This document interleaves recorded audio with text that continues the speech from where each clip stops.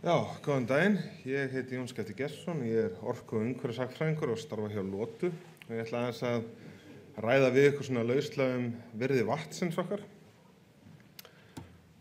Það er þannig að virði vatns hefur lengum verið manninum hugleikið og þversögnin vatnið og demantin hefur verið þekkt lengi. Spurningin er svo, hvernig stendur á því að vatn sem er svona mikilvægt fyrir okkur að við getum ekki án þess verið, öll okkur tilvera byggist á aðgangi á vatni, hvernig stendur það á því að það er svona ódýrt meðan demantar sem hafa eiginlega engan praktískan tilgang eru svona dýrir. Útskýringin er svo að öll okkar samfélag hafa byggst upp í kringum aðgang á vatni. Við höfum staðsett okkur þar sem framboð af vatni er mikið. Það hefur enginn staðsett sig framan af allavega mannilegri sögu hérna í kringum demanta, af því að það vantaði demanta. Því má segja að framboð á demantum hefur alltaf verið lítið, en framboð af vatni hefur verið nóg. Þetta er kannski sérstaklega tilfelli á Íslandi, því eins og hann var að koma að hérna þá er vatn á Íslandi, vatnsauðlindin á Íslandi er gífurlega á hvern íbúa. Þið sjáu hérna kvarðan hérna vinstri megin á skjánum, hann nær upp í 80 og þetta eru 1000 rúmmetrar á sekúndu per íbúa. Nei, fyrir ekki, 8000 rúmmetrar af vatni á íbúa. Vatnsauðlindir Íslendinga eru þannig að 528.000 rúmmetrar á íbúa. Þannig að þið sjáu að við erum með meira en 100-faldar vatnsauðlindir per íbúa á við lönd eins og Danmörku, Þýskaland, England og fleiri velþróuð ríki.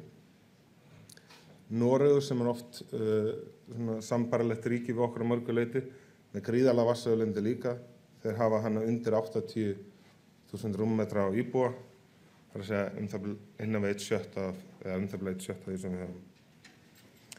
Þetta er kannski líka af því að vatn er búið að vera mikið í fjölmiðlum upp á síðkastið, það er áhugavert að hugsa það að nú stefnir í það að vatnsból Höfðaborgar í Suður-Afríku tæmist á næstu mánuðum.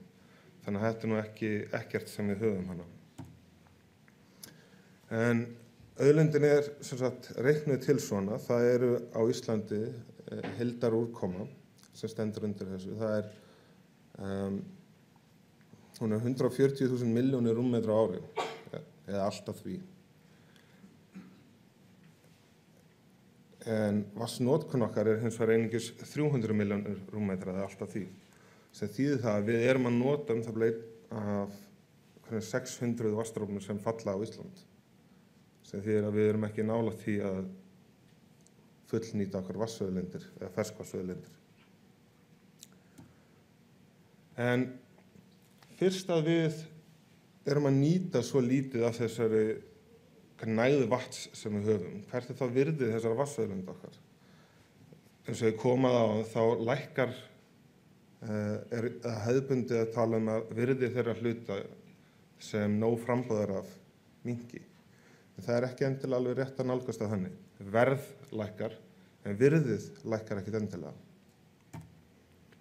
Ég ætla að nálgast þetta með því að skoða 2 eldri greiningar sem gerðar hafa verið á virði vatns og vatnsveitna á Íslandi.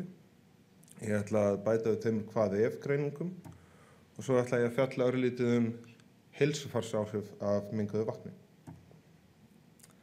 Þessar eldri greiningar eru annars vegar frá Hagfræðistofnun Háskóla Íslands og hins vegar frá Samtökum iðnaðarins. Það er þannig að árið 2011 þá voru tekin upp vatnatilskipun, eða stóð til að taka upp vatnatilskipun Evrópusambandsins og Hagfræðistofnun Háskóla Íslands beitti því margvíslegum aðferðum til þess að meta virði vatnsins hérna á Íslandi. Niðurstaðan af einni slíkri greiningu sem var þá að taka sjóðstreymi Orkuveitu Reykjavíkur, vatnsveitu hennar, og meta virði vatnsveitunnar út frá því, skilaði því að vatnsveitan var virði 4 milljarða króna. Þetta er mjög lágt mat, nánast það er örugglega vanmat. Því til stuðnings þá má benda á það að þegar aðrar vatnsveitur á Íslandi voru teknar og metnar með sömu aðferð, þá voru virði þeirra vatnsveitna 44 til 55 milljarðar á verðlagi dagsins í dag. Einnig má benda á það að samkvæmt útreikningum félags ráðgjafarverkfræðinga fyrir Samtök iðnaðarins þá endurstofnvirði vatnsveitna á Íslandi 140 milljarðar króna. Ástandið á vatnsveitunum okkar er sæmilegt til gott, þess að það fara ástand sem 3,5 sem er allt í lagi og uppsöfnuð viðhaldsþörf 15 milljarðar. Það er ágætt að hafa þessar tölur í huga þegar við nefnum nokkra aðra tölur hérna seinna í samhengi. Og þetta samspil sjóðstreymis annars vegar og endurstofnvirðis sýnir að við erum að fá vatnið okkar á nokkuð góðu verði. Og því spyrum maður sig hvað myndi gerast ef það þyrfti að hreinsa allt ferskvatn á Íslandi. Við ætlum að skoða viðbótarkostnað á heimili við það að hreinsa allt ferskvatn sem kemur til heimilisnota og svo ætlum við að kanna líka í ljósi frétta undanfarna daga hvað myndi að kosta ef við þurftum að sjóða allt drykkjarvatn og ég miða við þar 2 lítra á dag á mann. Þetta eru lykiltölunar. Við erum að tala um einingakostnað á vatni í kringum 5 aura á lítur. Einingakostnaður hreinsun er yfirleitt talin 25% eða alltaf 25% af heildarkostnaði vatns. Og kaldafsnotkun okkar er 100 milljón rúmmetrar á ári.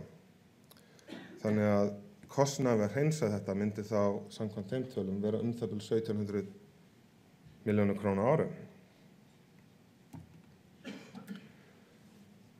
En kostnaður við kaldafsnotkun á Norðurlöndunum hefur verið tekinn saman af Samorku og þar kemur í ljós að Ísland er þannig í lægri kantinum.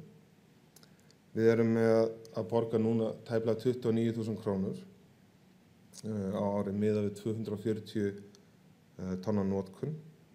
En ef við þyrftum að hreinsa allt þetta vatn, þá myndi bætast við kostnaður sem gæti verið annaðhvort svona ekstra á bilinu 4.000 til tæplega 10.000 krónur á ári per fjölskyldu.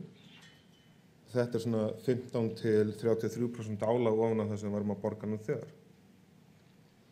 Heildarkostnaður gæti þá farið upp í 33 til 39.000 krónur. En þá spyrir maður sig hvað ef það þyrfti að sjóða allt drykkjarvatn. Það er eins og ég var að tala um hérna áðan. Hérna er ég bara að tala um það vatn sem við drekkum. Ég er ekki að tala um allt hitt vatni sem við erum að nota. Maður þarf 0,11 kílóvattstundir af orku til þess að hita lítra vatni 96 gráður. Það sé úr 4 gráðum upp í 100. Og það þýðir að maður myndi nota 82 kílóvattstundir hver einstaklingur og miðað við kostnað á rafmagni frá Orkuveitu Reykjavíkur og dreifingu frá Orkuveitu Reykjavíkur og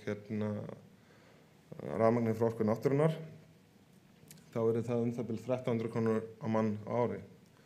Og ég verð að játa að það kom mér pínulegt óvart að það skildi ekki vera hærri tala. En hann náttúrulega verið að miða við algjört lágmark að menn séu voðalega nákvæmir í því að sjóða bara 2 lítra af vatni á dag. Minn kostnaður við fréttum vikuna voru eins og þessar. Ég fór út í búð og keypti með kristallur og sítrónur og eyddi 1.500 krónum í það sem myndi þá því að mín viðbrögð voru það bil 200 sinnum dýrari en þau þurftu að vera. Það er kannski ekki ástæðulausu því heilsufarsáhrif af því að drekka mengað vatn eru mjög alvarleg.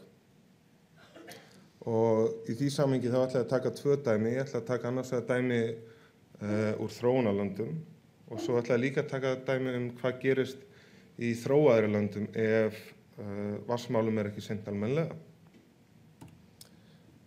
Við höfum öll séð svona mynd eða einhverja svipa. Hérna eru konur að sækja vatn í á í Kenía. Það er öllum full ljóst sem að þessu standa að þetta vatn ekki hæft til drykkjar. Þetta mun leiða til veikinda og annað slíkt. Og það mat Alþjóða heilbrigðismálastofnunarinnar að 88% sjúkdóma megi tengja til óhreins drykkjarvatns. Það er að segja 88% sjúkdóma í þróunarlöndum. Þetta kemur kannski einna helst fram í niðurgangspestum hjá ungum börnum sem veikjast mjög gjarnan þegar þau fá ekki nógu hreint vatn. Og það samkvæmt skýrslu frá Cass Business School í London, þá það þannig að hver 4 barna fjölskylda í þróunarlandi getur átt að vona því að það veikist 1 barn á mánuði. Að það veikist 1 barn á mánuði og það þarf að vera einhverjir dagar heima með því, þar sem foreldri þarf að vera að sjá þá. Þá er einhverjum blöðum með það að fletta að því fylgir gríðarlegur kostnaður þó ekki nema bara sé tekið til fjarveru frá vinnumarkaði. Og þá erum við ekki að tala lífsgæðakostnaði en eitt slíkt. Slíkur kostnaður gæti auðveldlega farið upp í 50–60 milljarða króna á ári ef hann yfirfærður á Ísland miðað við íslenska barneignir og vinnumarkað. En eins og ég sagði þá getur þetta ekki bara bundið við þróunarlönd því einhver ekki að kunna hafa heyrt sögunar af Flint, Michigan, þar sem Ford var áður með mikla verksmiðjur en núna lítið þar við að hafa. Þetta fátæk borg og hefur verið í hnignun. En eins og við sjáum þessar pípur hérna, þær koma frá Flint. Viðhaldi var ekki sinnt þarna og afleiðingin af því var að pípurnar tærðust og úr þeim kom blý í drykkjarvatnið. Þannig að þessi blýmengun skaðaði alla í Flint.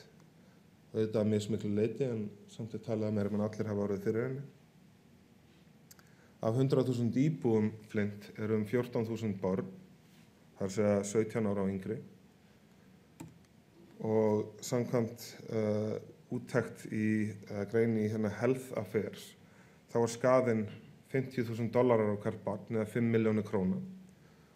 Og það auðvitað að uppreikna þetta að samtals má því meta skaðinn á 70 milljarða króna af þessari blýmengun. Þetta náttúrulega engin smá tala, hvernig stendur á henni. Það alls konar veikindi sem fylgja þessu, alls konar vanlíðan til skamstíma. En til lengri tíma þá meðal annars áhrifin þau að greindarvísitala þeirra sem verða fyrir þessu lækkar og meðalævilíkur styttast 0,2 ár. Og það ágætt í þessu samhengi að hugsa hérna að endurstofnverði vatnsveitna á Íslandi eru 140 milljarðar króna og að uppsöfnuð viðhaldsþörf 15 milljarðar króna. Og þá sjáum við að í þessu samhengi það kannski ekkert mjög mikið. Þannig að það góður díll fyrir okkur Íslendinga að hafa vatnsveitur. Allavega vatnsveitur sem eru í góðu lagi. En til þess að taka þetta saman þá hreint vatn gífurlega verðmætt.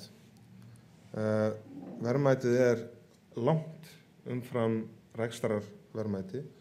Við metum ekki virði vatnsins með því að skoða ársreikninga og bókhald. Því stór hluti virðisins felst í því að sleppa við kostnað. Og kostnaður sem við sleppum við, hann ekki auðveldlega færður til bókar. Allra síst þegar kemur að málum eins og heilsufari, sjúkdómar og slíku. Og dæmin sem ég tekið hérna, þeir sýna að virðir hreins vatns má auðveldlega meta í tugum milljarða króna.